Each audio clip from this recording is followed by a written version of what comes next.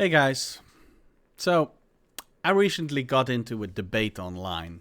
Ironically, it wasn't even about religion. It was about whether something in a video counted as theft or not. After a while, someone decided to end the discussion with a phrase I've heard countless times before. You should find God. Now, for some people, that might have been the end of the conversation. For me, as an atheist, being told to find God didn't end the debate. It opened a much bigger one. My response was simple. Oh, you want to talk about God? Because if we're going to have that discussion, then let's actually have it. Not with slogans, not with cliches, not with just have faith. Let's talk about the difficult questions. Let's start with one of the oldest questions humanity has ever asked. If God is all good, why do children get cancer? Not murderers, not dictators, not serial killers. Children. Children who have never harmed anyone. Children who've spent their final months in his hospital beds while their parents watch helplessly. Whenever this question is raised, the answer often becomes it's part of God's plan, or God is testing humanity. But that explanation creates another problem.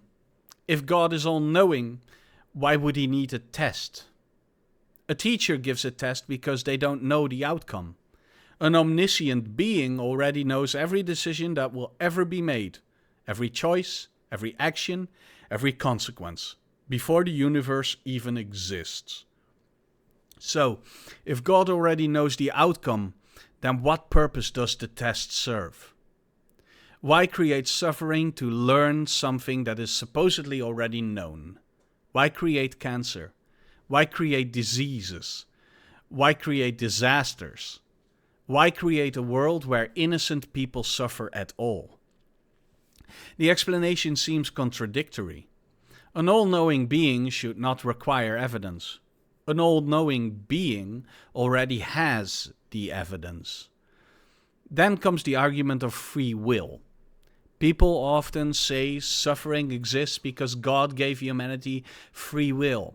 And yes, free will explains some things. It explains war. It explains murder or greed, corruption. But free will doesn't explain childhood leukemia. Free will doesn't explain earthquakes. Free will doesn't explain genetic disorders. Free will doesn't explain parasites that survive by harming other living creatures. Those things exist independently of human choice. So once again, the question remains, why? And that's where many people become uncomfortable. Not because the question is unreasonable, but because the answer is difficult. Yet, the problem doesn't stop there. The Old Testament presents an even greater challenge. Take the story of Noah's Ark. According to the story, God flooded the entire world, killing nearly every human being on earth. Men, women, children, infants, entire families, entire civilizations. Not only humans, but almost all land animals as well. One family survives, everything else dies. Think about that for a moment. If a human ruler deliberately wipes out almost every person on the planet, history would remember them as the greatest mass murderer who ever lived. No one would call it justice. No one would call it mercy. And no one would call it love. Yet, when God performs the same act, many people describe it as righteous. That raises a difficult moral question. Are actions good because they are morally good? Or are actions considered good simply because God is the one performing them? The flood is not the only example. There are the plagues of Egypt, the death of Egypt's firstborn children, the destruction of entire cities, commands to wage war against entire populations. Taken literally, these stories contain immense amounts of death and suffering. And that's before we even discuss every disease, famine, disaster, and tragedy that exists in the world today. Believers have offered many explanations. Some argue these stories are symbolic. Others argue God has moral authority beyond human understanding. Others argue that a greater purpose exists that humanity cannot comprehend. Those explanations may satisfy some people, but for many others they raise more questions than answers.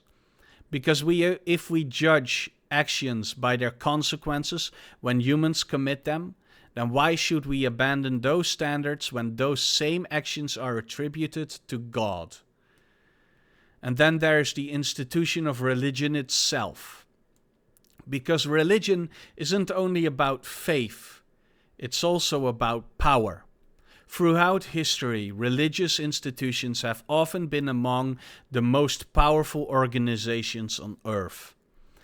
To be fair, they have also done tremendous good. Churches built hospitals. They cared for the poor. They sheltered travelers. They fed the hungry. Many religious people dedicate their lives to saving others. That deserves recognition. But there is another side to the story.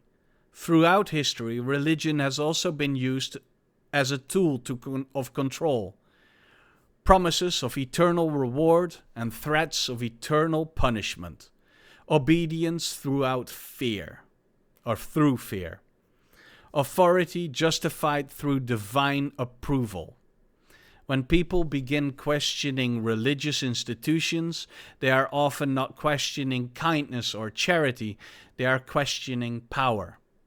They are questioning why institutions that preach compassion sometimes appear more focused on preserving themselves than helping those who need help most.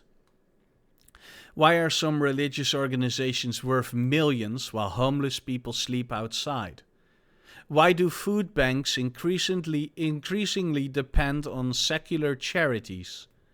Why have so many of the social roles churches have fulfilled been taken over by communities, organizations, and volunteers with no religious affiliation?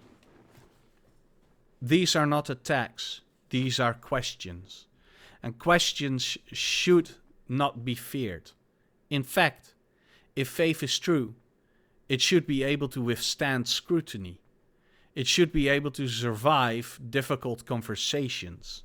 It should not require people to stop asking questions. And that brings me back to where this started, a debate about theft. A random stranger telling me to find God. What they probably expected was silence. What they got instead was a question. A lot of questions. Because if we're going to talk about God, then let's talk honestly. Let's talk about suffering. Let's talk about childhood cancer. Let's talk about natural disasters. Let's talk about the flood. Let's talk about the plagues. Let's talk about morality. Let's talk about power.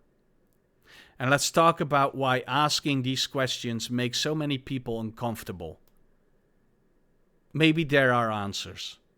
Maybe there aren't. But if someone tells me to find God, the first thing I'm going to do is examine the evidence, the stories, and the arguments surrounding them. Because belief should not be immune from criticism. And difficult questions are not signs of ignorance. They are often the beginning of understanding. Thanks for watching, and I'll see you in the next one. Bye-bye.